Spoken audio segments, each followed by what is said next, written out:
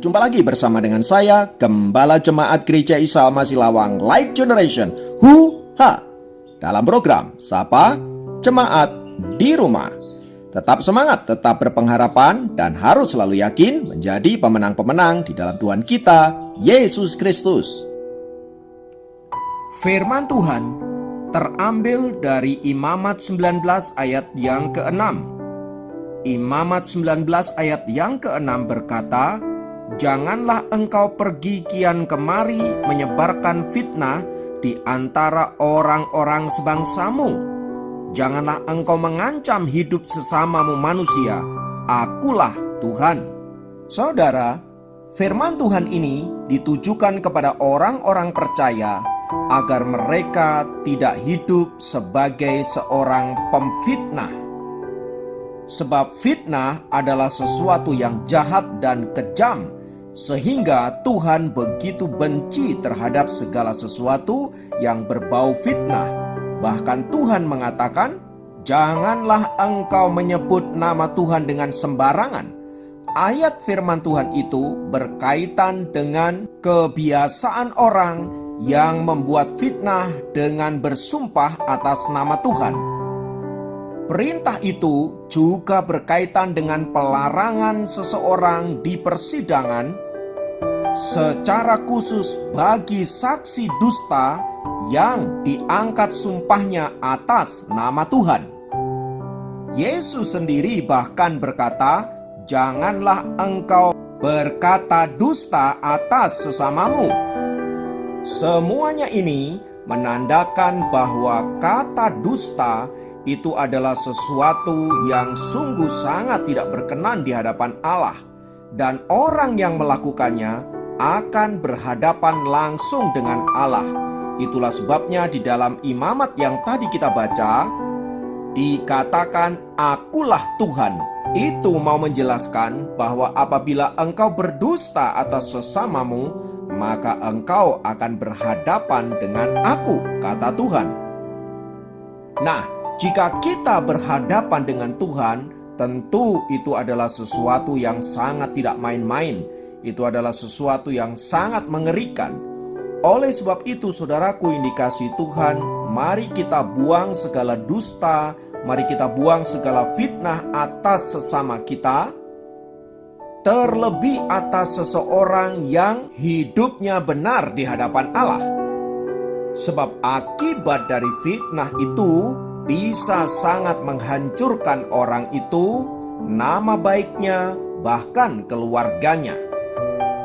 Sebagaimana sebuah kisah yang disampaikan oleh Franklin L. dalam sebuah catatan yang berjudul Sad Ending for Dakota Family. Di sana diceritakan di sebuah kota yang bernama Dakota, ada sebuah keluarga kecil yang hidup bahagia dan penuh dengan sukacita. Setiap malam para tetangga melihat kehangatan keluarga itu. Ketika ayah, ibu, dan kedua anak kecilnya berkumpul dan bersenda gurau di rumah mereka, pemandangan itu banyak membuat orang iri terhadap keluarga tersebut. Sampai suatu hari tersebar sebuah fitnah yang mengatakan bahwa sang ayah tidak lagi setia kepada istrinya.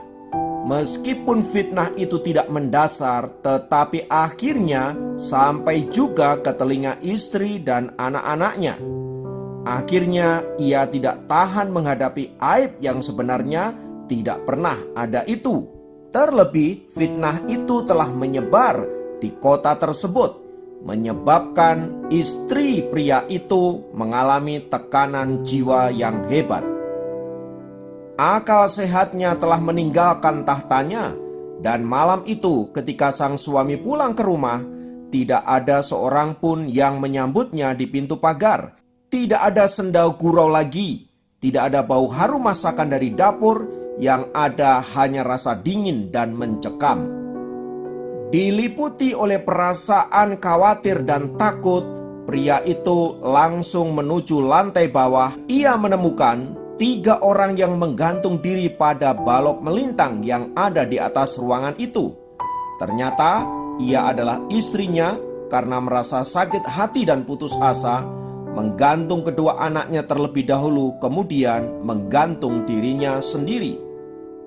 Hari-hari berlalu, terbukti bahwa gosip perselingkuhan itu tidaklah pernah ada. Itu hanyalah fitnah keji yang dilemparkan oleh orang-orang yang iri terhadap keluarga itu. Saudaraku, kisah di atas mau menunjukkan betapa seriusnya sebuah fitnah. Itulah sebabnya mengapa Alkitab berkali-kali berkata agar kita jangan menjadi pemfitnah atas saudara-saudara kita. Sayangnya, ada begitu banyak orang yang cepat berkata-kata dan lamban untuk mendengar. Akibatnya, tanpa bukti yang cukup, tanpa konfirmasi dan lain sebagainya, kita menyebarkan berita-berita yang tidak seharusnya kita sampaikan. Lebih mengerikannya lagi, apabila berita itu kita upload di media sosial yang menyebabkan semua orang akhirnya mengetahui cerita atau berita yang kita sampaikan yang sebenarnya adalah hoax. Dan tanpa kita sadari, kita sedang membuat opini, menciptakan frame terhadap orang tertentu yang menyebabkan nama baiknya hancur, hidupnya bermasalah, dan sangat mungkin ia mengalami tekanan jiwa yang serius. Saudara, mari kita berpikir secara jernih. Bila hal itu menimpa kita, apa yang akan kita rasakan? Oleh sebab itu, saudaraku, nasihat firman Tuhan kali ini, mari kita menjaga mulut kita, menjaga pikiran kita, menjaga tangan dan jari-jari kita dari hal-hal yang bersifat fitnah dan dusta.